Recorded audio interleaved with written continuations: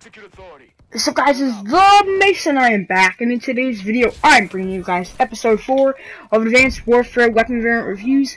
In this series, we take a look at some of the lesser-known professional and enlisted variants of weapons in Advanced Warfare. In this episode, we're taking a look at the HBRa3 Raider, which is a professional variant of the HBRa3. But let's start off the video, as always, by taking a look at the stat card, which you can see right here. This weapon has +1 fire rate, +1 mobility, -1 accuracy, and -1 magazine capacity. So, what does this do to the weapon? Well, the most noticeable difference that you will notice is the fire rate, okay? The fire rate goes from 625 RPM up to 697, which is a pretty noticeable difference, and that makes the time to kill a lot better, especially considering the awesome 3-shot kill range of the HBRa3, and the fact that those first 3 bullets are now also firing at 1,000 RPM. You are going to have a very good time to kill, which, by the way, that 1,000 RPM for the first 3 shots is also, once again, because of that +1 fire rate. But anyways, guys, your other benefit of the weapon is that you have that +1 mobility, which is going to increase your ADS speed by 10%, which you might or might not notice, but either way, you know, what could go wrong? It's an assault rifle, okay? And an increase in ADS speed for an assault rifle is always good, as you should be running quick draw grip a lot. The downsides of this weapon, okay? The magazine capacity goes from 30 to 26, which in my opinion, that is definitely the biggest downside that you will notice. However, is it going to make that much of a difference? Not really, okay? It might cost you 1 kill depending on how accurate you are and how much damage you're dealing, but let's just say that you don't need to put extended mags to counteract this.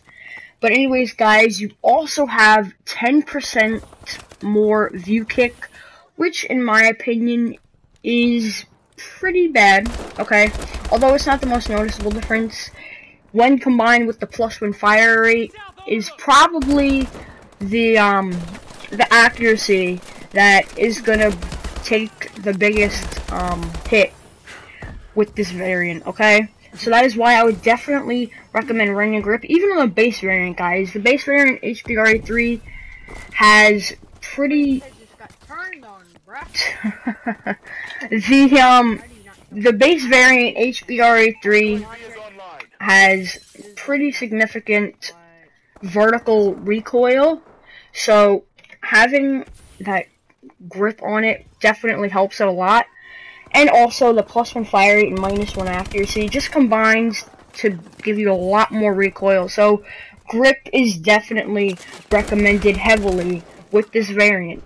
But with that being said, we move on to the attachment recommendations. Like I said, grip is a huge recommendation, and also I'd recommend red dot sight, okay? The iron sights aren't really that good with this weapon, okay?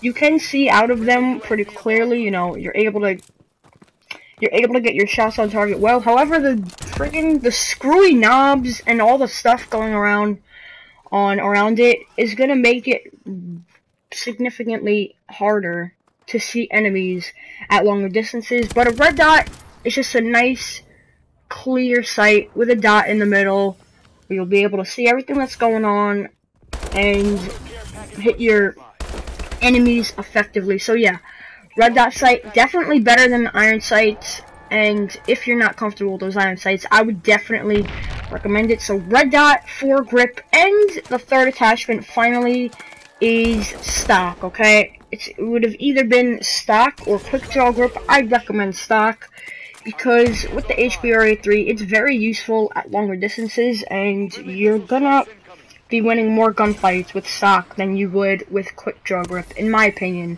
when you're engaging in long range combat. But anyways, guys, that is all for the attachment recommendations. If you want to go for a more aggressive close range style with the increased fire rate, of course, then I would maybe recommend Quick Draw, since that would help you out a lot at close range. You just snap to enemies who are using ASM1s that really piss you off.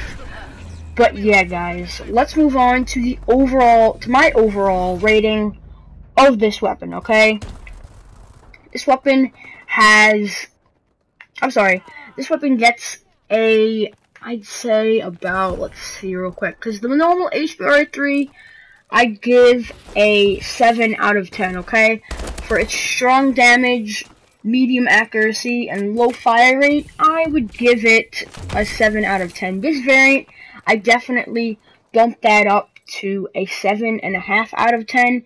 And what I love about this variant is really the fact that it can compete with the Insanity, okay, guys? The biggest thing about the Insanity, in my opinion, some say it's the damage, some say it's the fire rate. In my opinion, it's the fire rate. It's the more noticeable difference with this weapon. And if you want an HBRa3 variant with that same feel, with a similar fire rate to the Insanity, this variant is definitely good for you. But what this has over the Insanity is the fact that you can equip optical attachments and put that red dot on, whereas with the Insanity you can't.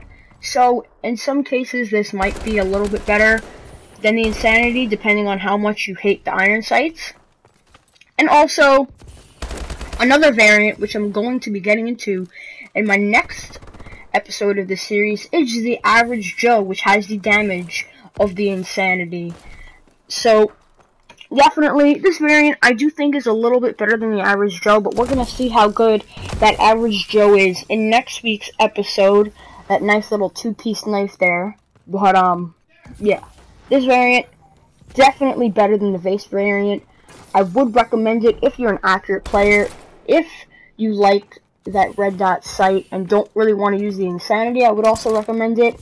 And overall, this is just very useful in a lot of situations. But anyways, guys, that is all for this episode. I hope you guys enjoyed and learned something useful. If you did, make sure to leave a like and subscribe for more Advanced Warfare multiplayer content.